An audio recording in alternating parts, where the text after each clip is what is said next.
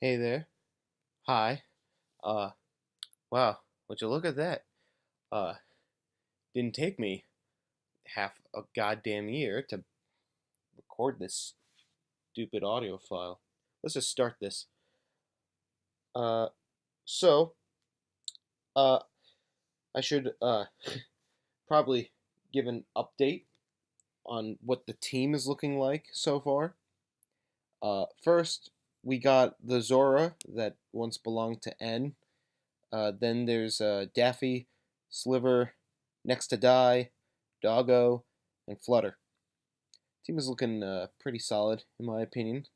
It's it's it's not the best, but it could be worse. As it stands, everyone is level 27 except for Doggo, who is 32, and Next to Die, who is 25. So that's where I stand right now.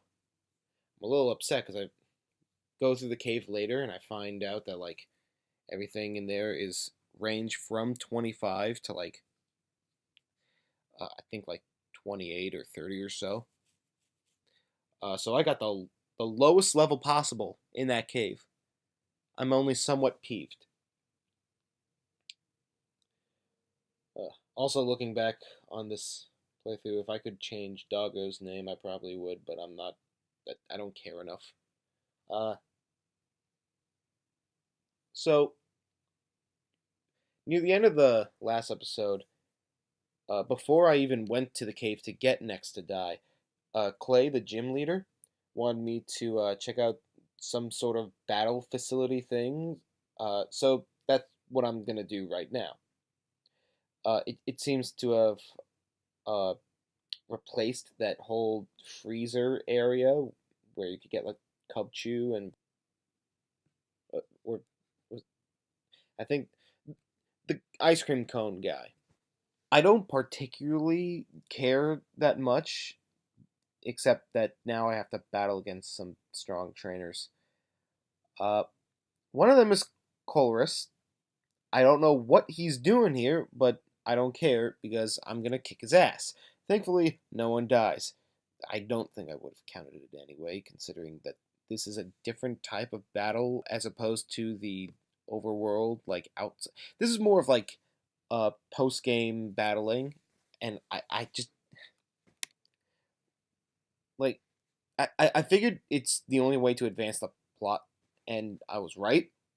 So it didn't matter. Everyone survived anyway. Uh, oh, and also Bobby spots a plasma grunt. He wants to follow them, but Colress says, "No, don't.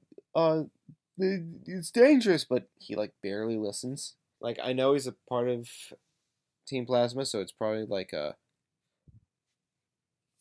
no, don't interfere with them because I don't want them to fail. Uh, I can imagine if playing this for the first time, I knew nothing about this character. It'd probably be an interesting twist, but it was probably obvious anyway. But like the time it came out, I was a little stupid kid, so yeah, it may have fooled me. I don't know. I might have figured it out near the end, before it happened, but that's just me speculating. Like for all I know, I could have bought it, thought it was the best game ever because the dude. I played Batman Arkham Knight.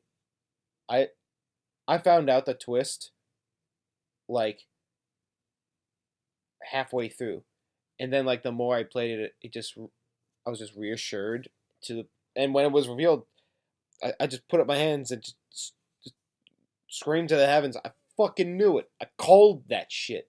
After following the grunts, we discovered that Team Plasma's hidden base is on a ship docked at the dock.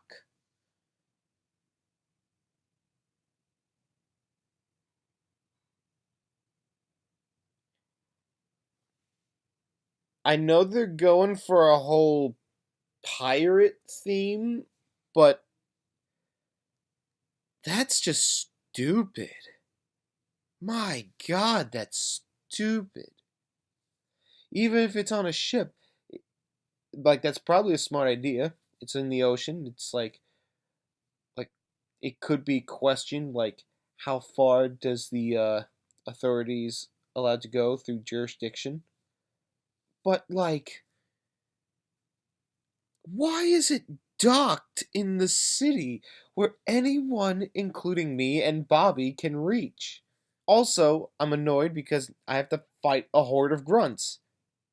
Like they pile on you, and that's usually a part in the story where they're like, "Someone's gonna come and help." No, it's you fight one or two. No, you fight two of them, and then you help Bobby and like what's his name? The freaking it, Cheerin. Churin. That one guy who was your rival from the first game, but is like the first gym leader in this one. I think he was a good rival personally. I mean, when you compare him to fucking Bobby. Bobby says that he could take on more, but I want him to shut the fuck up because I don't want to lose anyone. But I was able to beat like the first two guys, pretty simply, and it seemed like I could help either Bobby or Chirin.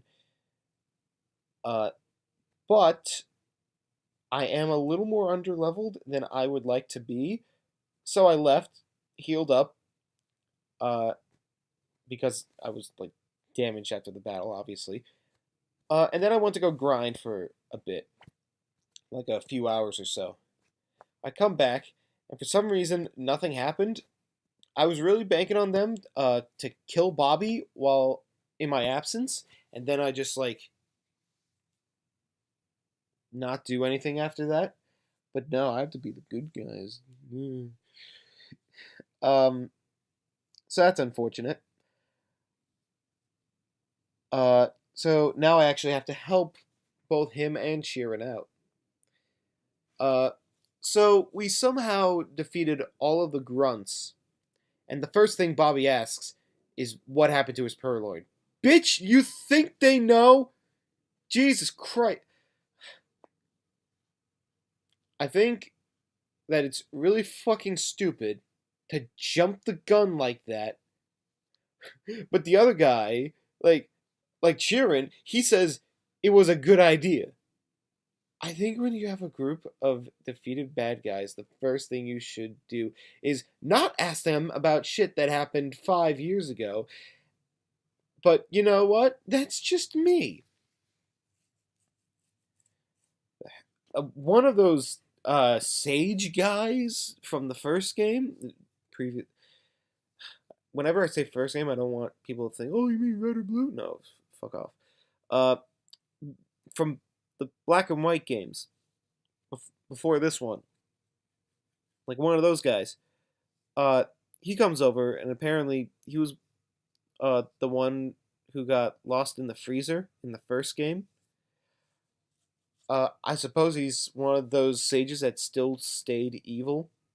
Like I know there were a lot of them, like majority of them, just kind of were like, yeah, we fucked up, but there were some that just like did not uh accept defeat or were like loyal to Yetsits or whatever. Get yes, you know what I'm talking about. Shut up. Um, like I know there was like this one guy that I had to fight in a cave. He had some like minions with him, but I beat him. Oh yeah, Chiron like remembers his name being Zinzolin, but I have no idea how he would remember a name like that. Zinzolin, like Zinzolin.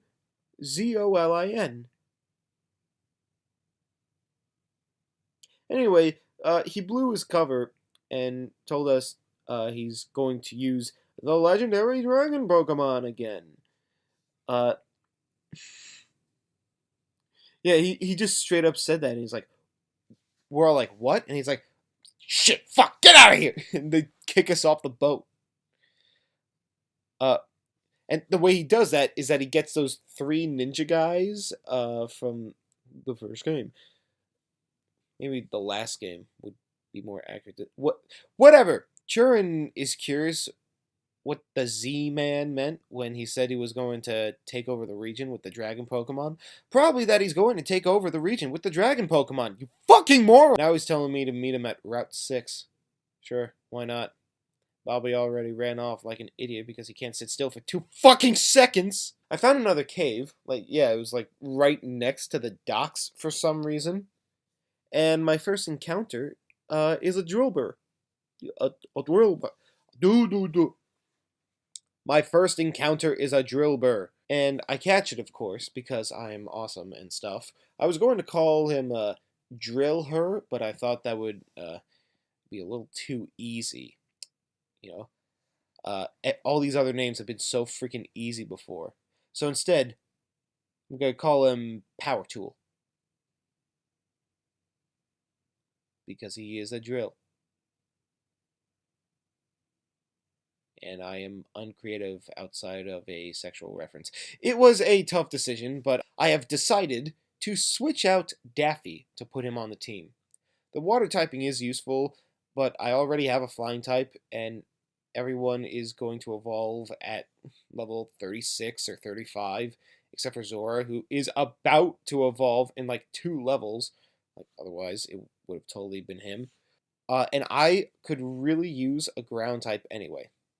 And that future steel type is going to be very important. I don't know why, but it literally resists everything. And that evolution in particular is coming in 3 levels. Not much of a debate anymore. And just to remind you, this is the gen where they still have Steel Resist Dark. So, yeah, he's even more bulky than he should be. You know, in hindsight, it probably would have been better if I got a Clink. But I am satisfied with a Joltik. Because obvious. Anyway, I talked to Cheerin, and he gives me Surf. Oh, and it's also cold somewhere or something. I don't know. He just wanted to talk to me to give me a fucking it. It was an excuse for the plot to give me Surf. I then just randomly run into Cobalion. What does he want to do with me, and why is he here? Well, it wouldn't be a Pokemon game if a legendary Pokemon just confronted me and there wasn't an NPC there to explain why. And what do you know? Road comes over, one of those other sage people, and some other old dude that I don't care about. I think it was a guy from the previous game where he was talking about Cobalion and the other guys saving whatever. But he's here to tell me now. Apparently, that Pokemon and the other 2 associated with it helped to fight against humans to help the Pokemon in a war. That is metal as fuck for Pokemon standards. Well, that detour was pointless. I'm glad to have the misfortune of having to have dealt with that. Time to go through a cave. Find myself on the long bridge in the cave. Well, it wouldn't be a Pokemon game if some random plot shit didn't happen on this suspiciously plot-heavy bridge. I heard some guy talking, but I didn't see his face. I personally think it's N, but who knows. It could be some other random character who wants to see Pokemon liberated. Did I mention Zora would evolve in a level or 2? Because he just did. I really do seem to be evening everyone else out. Everyone is slowly starting to round out to level 30, and even though I was close, I hadn't had a single casualty this episode. Ooh boy. I finally make it to the other side of the cave. I recognize the city for housing the flying type gym leader. If I remember correctly, I think her gym revolved around me getting shot out of cannons. They better bring those back. Or else, what's the point? I also run into the professor. I think this is my first time meeting her face to face. She looks at my Pokedex then hands me the Master Ball. Wait, what? Isn't that supposed to be a really late game item? What am I doing receiving it in the middle of my adventure? I'm not complaining. I'm just taken aback. Okay, cool, nice, the Master Ball. I then meet the gym leader, Skyla. I will say that one thing I do like about this generation is that they do try to introduce you to these gym leaders personally before going out of your way to battle them. Previous generations, and even the gen after, would only have you learn about one or two of them before just plowing through the rest. Like, in the first games, Red and Blue, I mean them first in Red, Blue, and even Yellow. The only gym leader you really had any sort of interaction with outside of the gym battle was Giovanni. In Gen 3, like, one of them was your father, and, like, maybe there was one other thing. I don't know. In other gens, they would probably have you interact with them, like, after the gym battle, but at that point, what tension is there? Like, you get to battle them, then you meet them? That's boring. I want to feel like I'm overcoming a challenge, not going through the motions. And I will say, this game, even though it's very brief, does make me feel like I'm fighting a respectable trainer. They have the decency to introduce themselves to me. This gym leader may not be the best example specifically, but I think a good example would be maybe the bug type gym leader, or like even the first gym with God, what's his name? Fucking Cheerin, that guy. There was a lot of build up to the battle with him, so that's something I can give credit and respect to this game for. It's too bad they abandoned that in Gen 6. Whatever, we kind of got back with Gen 7. No, actually, we did.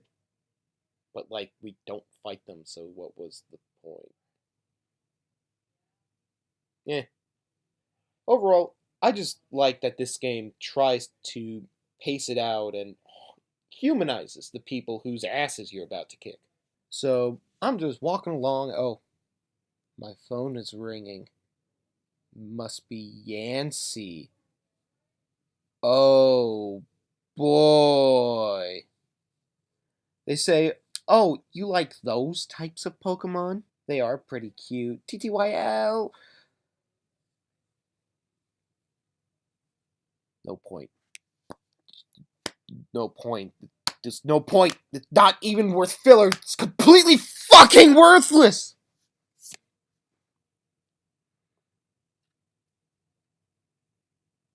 I head to the route next to town, and the next new encounter is a Cubchoo.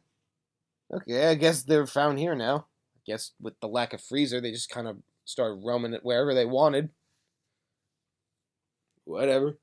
His name is David. Look, just call me PewDiePie because I'm running out of ideas. I was considering maybe having him on the team, but he doesn't know a single ice type move, so he would just be dead weight. PC it is!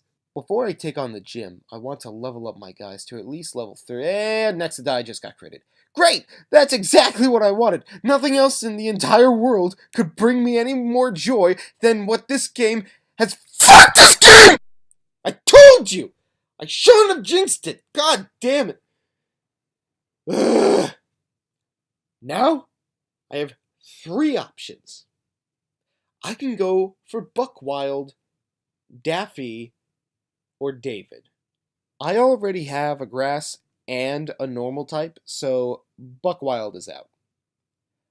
I also have a flying type, but I feel that water is going to be more useful than a solo ice type. with no ice type moves. So I'm gonna go with Daffy on this one. Hey, when it comes to who would die next, I did call it. Okay, I'm going to train some more, and oops, there goes Sliver. God fucking damn it, can't I train just one fucking Mon without them dying? Guess I better get David. I'll mostly use him for the gym, but like after that, I'm probably gonna switch to Buck Wild because like I need that grass, man. All right, so I'm going to keep training and hopefully I don't and power tool just evolve. Great. That's just what I needed.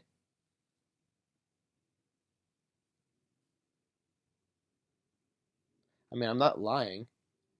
Okay, I'm in the gym now, and there ain't no cannons nowhere. Not a single one. That I'm aware that technically that means there is a cannon somewhere, but no, there are none anywhere. But they do have fans, just really big fans. Cool. That's not important. What is important is that I fight the gym leader and I won. I just won. That was surprisingly easy considering that she also had a Skarmory with her. Jeez, evolving power tool might be one of the best moves I've done throughout this entire playthrough. He like straight up was a tank throughout it. Um and that is it for now. I was able to get the badge and I just ended it there. All right. So tune in next time where I will probably run into Professor Juniper in some sort of tower place where she's doing research or whatever. And maybe swap out David for Buckwild. No, definitely. I didn't even use him. Like, I only didn't use him because what? I'm gonna bring a grass type to a fucking flying type gym? You kidding me? Oh, and I got acrobatics as a TM, so that's cool, I guess. Okay, bye.